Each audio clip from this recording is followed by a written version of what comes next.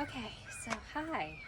So I decided to do this video this way because I need to get my 22-week bump date, my bump picture.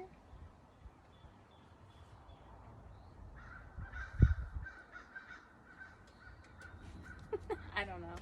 So maybe I can screenshot off of that or something. I don't love this angle, but it's fine. It is what it is. We'll see how this goes. Pose a few different ways and see how it goes. So today is Monday, May 16th. And Mondays, I always roll over to the next week. So today I'm 22 weeks. I'm very excited. On my apps that I have, whenever you go in and you look at like what the baby's gonna, like what the baby looks like, you know what I mean? It's just so much more like a baby now, and I don't know, it's just really exciting. I love it. I love like rolling over a new week. It's always like, I don't know, it's just really cool. So, for week 22 in the last week, I have had an issue with my rib. I would say I have a rib out, but my husband's been going to this chiropractor that says you can't have a rib out, that that's impossible. Whatever, it feels really rough, and it's like after I sneeze and like stuff like that, and so I have to be like careful about how I do things. But anyway, that's been like it's not a pregnancy symptom, but it's been what I've had this week. Major allergy stuff going on, but that's like pollen in the air, so that's not really pregnancy. Otherwise, like, I don't have any new symptoms. What is new for me is I can now have chocolate, and coffee still doesn't taste right to me, but I can now drink coffee. So like that to me is telling me like food aversions, like certain things like that are getting better. So here I am 22 weeks in, and I'm just now like, and there's still things I can't eat. There's still things I can't eat, but it is so much better. It's so much better, thank God. Anyway, so I think that's the only update for my 22 weeks. There's nothing like new going on for like me. I'm still just waiting for June 7th to come around and have the next ultrasound and doctor's appointment and, all that kind of stuff. So for now, this is where we're at. This is what we're doing, getting bigger by the day. I can feel her kick a lot, which is pretty exciting. And when I say a lot, like she's active, but only certain times of the day. She decides at certain times that she's gonna get active. It's pretty unpredictable until the evening around like 9:30, 10 o'clock, and then she gets really active for a little bit, and then we all go to sleep.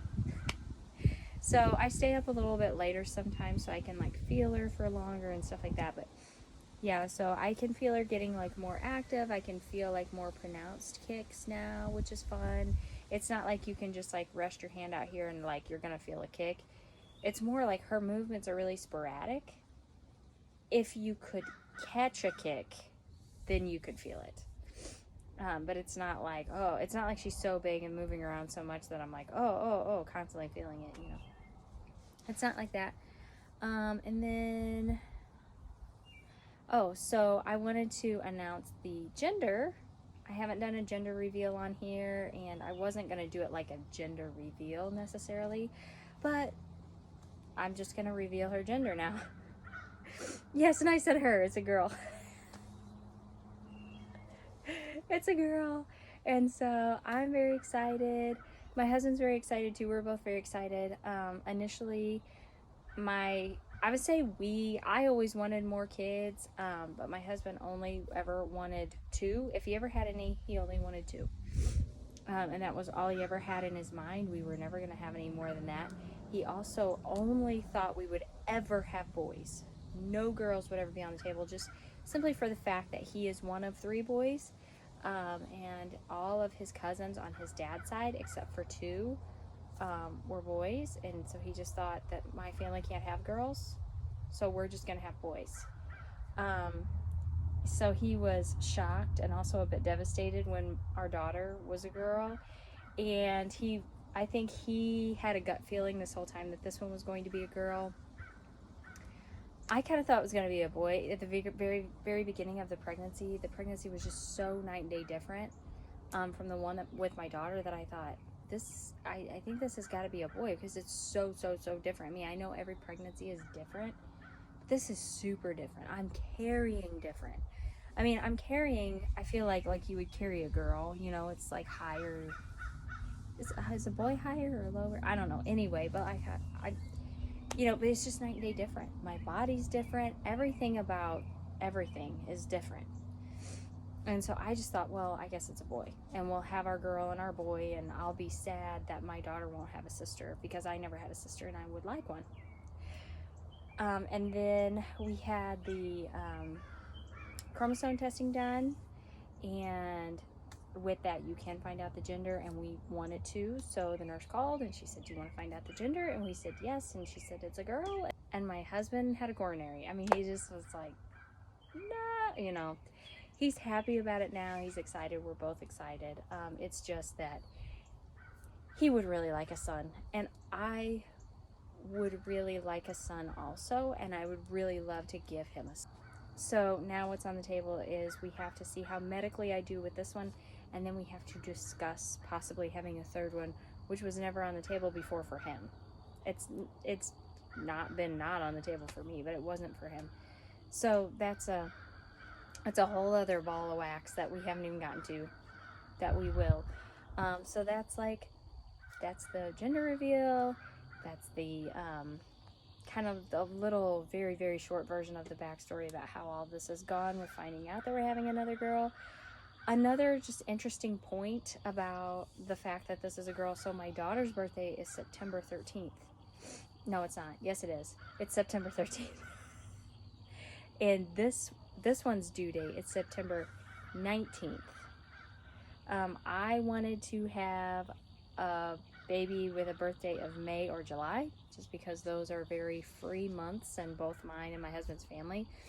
There's only one birthday in July, and it's on my husband's side.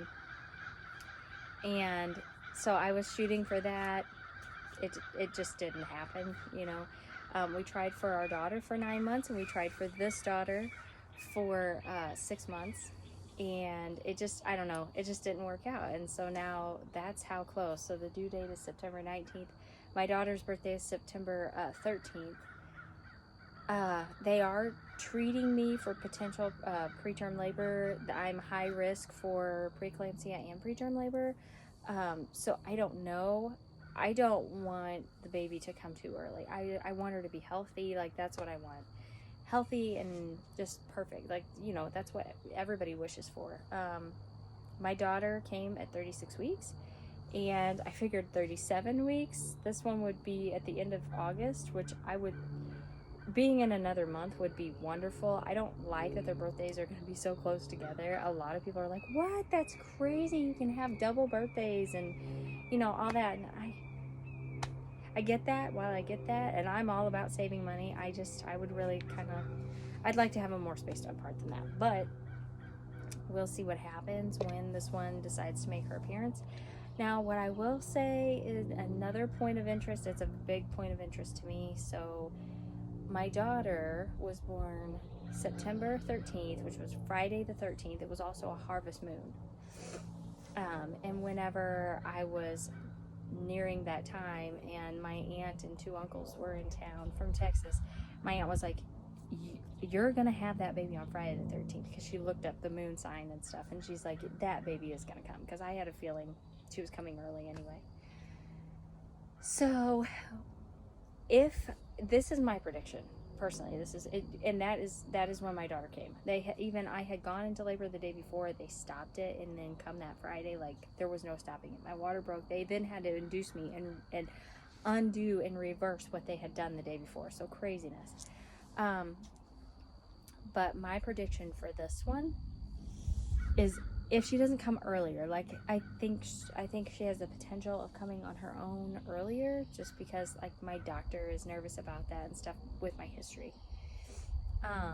So if she doesn't come, like, earlier on her own at the end of August or the very 1st of September or something, you know, I predict that she will come on September 10th, because that will be the harvest moon this year. And so I'm just thinking, if she makes it that far, that's when she'll come. I won't like that, because that'll be September 10th, and then my daughter's birthday will be September 13th, and they'll just be so super close together.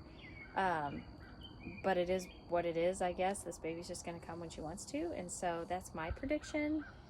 I don't necessarily think she's coming on September 10th, but I think if she makes it that far, like if she doesn't come on her own beforehand, I don't think we're making it past September 10th. So it will be interesting to see how it all develops and how it all plays out. So yes, that's the bump date. The 22-week update, bump date, my gender reveal, it's a girl, and it's just so funny because with that also, the good thing about it being pregnant at the same time and having a due date close to my daughter's birthday is that my maternity clothes are in season. And then also it's a girl, so I mean my daughter was a preemie, so the sizes could be different, but like the seasons of clothes, I kept everything and it should just go right in line unless the sizes are just so different. I mean, we'll see. But yeah, that's kind of convenient. That's kind of nice. So yeah, that's the update. That's the news. That's everything. You're filled in. I can say her and she now because, yep, that's what we're having. Another little girl. And also we're having a conversation about a third. So, I don't know. Thanks for joining me. We'll see you next time. Bye.